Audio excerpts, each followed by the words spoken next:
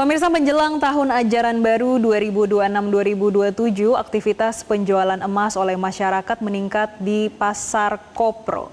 Banyak orang tua memilih mencarikan investasi emas untuk memenuhi kebutuhan pendidikan anak, mulai dari biaya pendaftaran hingga pembelian perlengkapan sekolah. Dan berikut liputan Anwar Fuadi dan juru kamera Widiarto. Pemirsa, emas dikenal sebagai instrumen investasi atau aset yang cenderung lebih aman atau safe haven begitu ya dari tekanan inflasi ataupun gejolak di pasar keuangan. Oleh karenanya, emas ini banyak diminati masyarakat sebagai aset untuk disimpan begitu ya, jika sewaktu-waktu kemudian diperlukan maka akan dijual kembali. Selain juga digunakan untuk perhiasan. Nah, kalau misalnya tengah tahun seperti saat ini pemirsa, jelang anak masuk sekolah atau jelang masuk kuliah, banyak juga ini orang tua yang kemudian menjual simpanan emas mereka untuk membiayai kebutuhan untuk masuk sekolah ataupun kuliah.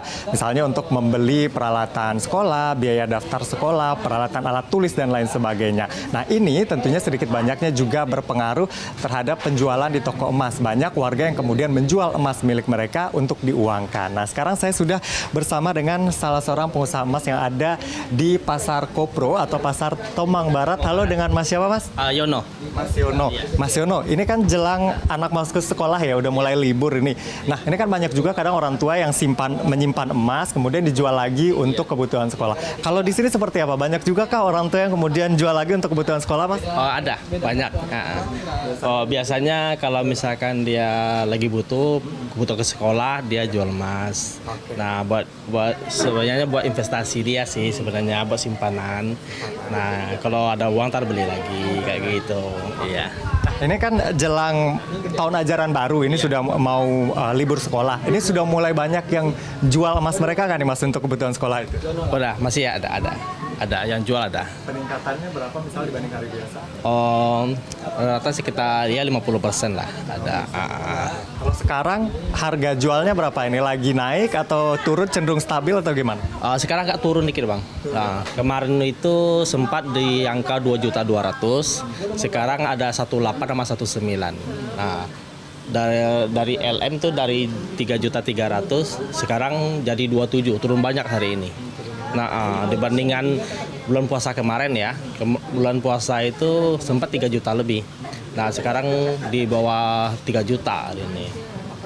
Biasanya rame-rame orang ngejual emasnya ke toko emas itu sampai bulan apa nih? Biasanya periodenya seperti apa sih, Mas? Ya, biasanya sih sampai anak masuk sekolah sih ya. Ya, soalnya orang tua kan dia investasinya kan dia di perhiasan gitu kan, biar cepat dijual gitu ya. Nah, paling kalau udah masuk sekolah sih udah stabil lagi sih biasanya. Iya. Mungkin ada tips, Mas, ketika beli emas nih mau dijual lagi, kan biasanya lihat kondisi emas yang dijual kembali. Nah, misal emasnya harus diapain sih, dijaga seperti apa sih biar harganya nggak jatuh nih atau potongannya nggak tinggi nanti? Nah, kalau misalkan kalau dipakai sih ya, kalau nggak kebentuk ya nggak rusak ya gitu. Tapi kalau misalkan paling biasanya sih orang nggak pakai buat simpan aja, jarang dipakai sih. Paling dipakainya buat acara penting aja, hari-hari tertentu lah gitu. Ya.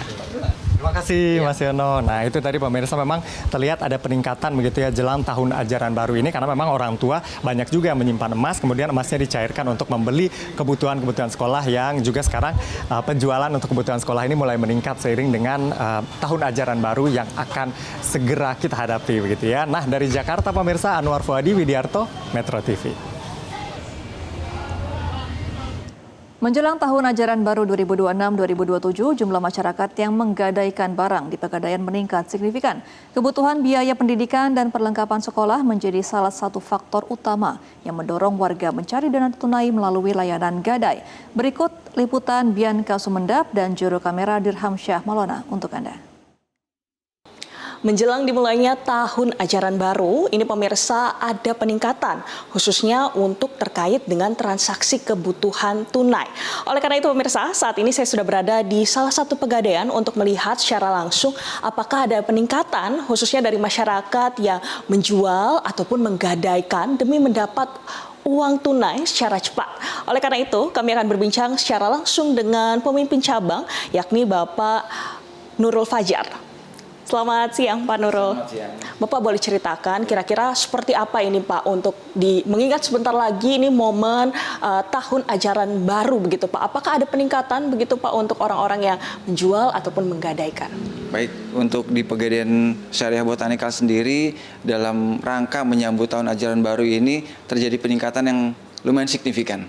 Terjadi peningkatan year on year-nya 50%, year to date-nya 20,6%. Jadi ya datang ke sini untuk memenuhi kebutuhan ajaran baik itu dalam hal pendaftaran baru, daftar ulang atau kebutuhan-kebutuhan sekolah lainnya. Mungkin itu. Baik Pak, kira-kira ini untuk berapa persen begitu Pak? Bila dibandingkan dengan tahun sebelumnya, bila dibandingkan dengan tahun ini untuk kenaikannya sendiri, apakah ada begitu Pak untuk data rincinya? Baik, kalau untuk dibandingkan tahun lalu ada peningkatan 20,6% dari tahun lalu. Jadi kurang lebih sebesar itu Mbak. Oke, Pak kalau berbicara untuk barang apa saja begitu Pak yang digadaikan ataupun dijual begitu kira-kira ini seperti apa? Kalau untuk Pegadaian tidak menjual, Pegadaian hanya menerima gadai saja. Itu 90% adalah emas. 90% adalah emas karena emas itu adalah salah satu investasi terbaik buat masyarakat. Baik Pak, kira-kira apakah ada layanan atau program khusus begitu yang untuk membantu masyarakat khususnya untuk program pendidikan begitu Mas? Untuk saat ini Pegadaian ada namanya Pegadaian Peduli, di mana pinjaman di bawah 1 juta itu sewa modalnya sangat terjangkau, sangat murah. Baik Pak, ini untuk terakhir begitu Pak, kira-kira apa begitu Pak saran ataupun rekomendasi bagi masyarakat mengingatkan tentu harus ada pilihan-pilihan yang bijak begitu Pak, kira-kira seperti apa? Jadi salah satu pilihan terbaik dalam memenuhi kebutuhan finansial atau solusi finansial adalah Pegadaian. Pegadaian salah satu pilihan terbaik yang mana sudah teruji sejak 1901. Dan Pegadaian punya tarif yang sangat kompetitif, pelayanan juga sangat cepat. Mungkin itu Mbak. Siap, terima kasih sekali Bapak. Dan itu dia pemirsa untuk perbincangan kami. Jadi tetap diingatkan untuk masyarakat meski harus begitu mencari dana secara cepat, tetapi tetap mengingat bahwa memperhatikan juga dari keuangan. Itu dia informasi yang dapat kami sampaikan dari Jakarta. Dian Kasmendap, Dirhamsyah melaporkan untuk Metro TV.